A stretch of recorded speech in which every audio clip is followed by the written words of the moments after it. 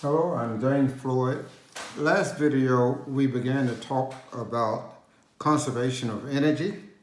We explained that conservation of energy is a principle that energy cannot be created or destroyed, but can be altered from one form to another.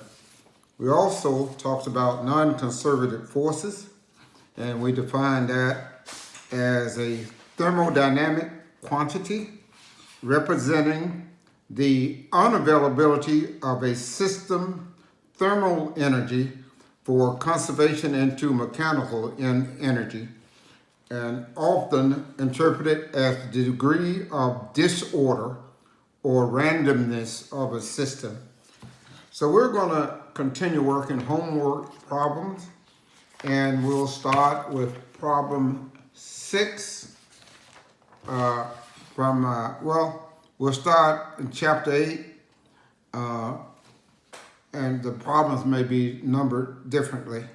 So let's get started. First problem is show an 8-kilogram stone at rest on a spring. The spring is compressed 10 centimeters by the stone. What is the spring constant? B. The stone is pushed down an additional 30 centimeters and released. What is the elastic potential energy of the compressed spring used before that release? C. What is the change in the gravitational potential energy of the stone earth system when the stone moves from the release point to its maximum height? And D, what is the maximum height measured from the release point? So let's take them one at a time. So A, it says, what is the spring constant? Well, we know from Hooke's law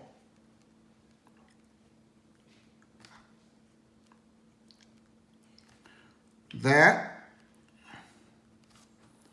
force is equal to minus K times X. K is the spring constant. So if we want to solve for K, we'll just we'll go to K is equal to F over X. Now we know that the stone weighs 8 kilograms, and that when this 8 kilograms is pressed on the spring, it is compressed 10 centimeters.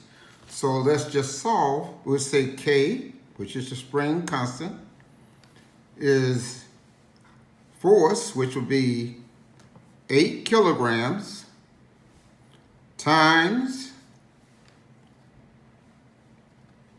9.8 meters per second divided by the amount that is compressed, which is 0.1 meters. And this is going to equal 784 newtons. That's part A. Now B. It said what is the change? No, that's C, I'm sorry. B. The stone is pushed down an additional 30 centimeters and released. What is the elastic potential energy of the compressed spring just before that release? Well, we know that the formula for potential energy for a spring is U equals 1/2 K K, which we figured here, and this is Newton meter. That's the units for that, Newton meter. So is equal to 1/2 K times X squared. So we'll just do the math on this. So 1/2 is 0.5 times 784 times, well, it was compressed 30 centimeters, and then it was already at 10 centimeters, so that is a 40 centimeters, which comes out to be 0.4 meters, and this is equal, this is going to equal, and make sure we square this, 0.4, 62.72 joule. So that's part B. C. What is the change in the gravitational potential energy of the stone earth system when the stone moves from the release point to its maximum height? Well, we know that it's going to equal the same as this 62.72. This is just like lifting the stone up to its maximum height, which is mgh. So that the same energy at this point, potential energy, would be the same energy if I dropped it and was at this position. So the answer to C is that I have the 62.72 joules. D. What is that maximum height measured from the release point? So we want the maximum height measured from the release point. Well, let's just do this. Let's write down our kinematic formula over here. Not kinematic, I'm sorry. We're going to write down our mechanical energy formula. And we're going to have mgh, initial. No. We're just going to have potential energy, initial, plus kinetic energy, initial. It's going to equal to potential energy, final, plus kinetic energy, final. Well, let's just look at this.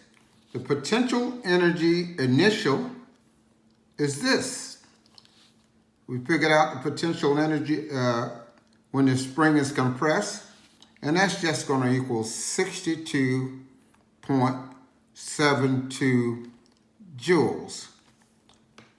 Kinetic energy initial is just going to equal 0.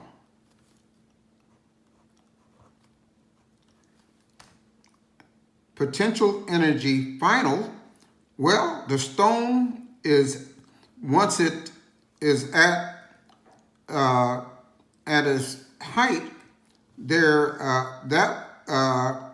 be no kinetic energy final, so we'll do 0 for that. And what we will have is potential energy at its height, so we can, which will be a plus, and that'll be our mgh. Now we can solve for h. So h, the height that it will reach, will equal to 62.72 joules divided by mg, which equals 62.72 joules times the mass of the stone, 8 kilograms times 9.8 meters per second squared, and this will equal, this will be equal to 0.8 meters, which is 80 centimeters. Okay, that concludes that problem. We'll go to another one, another problem in a second.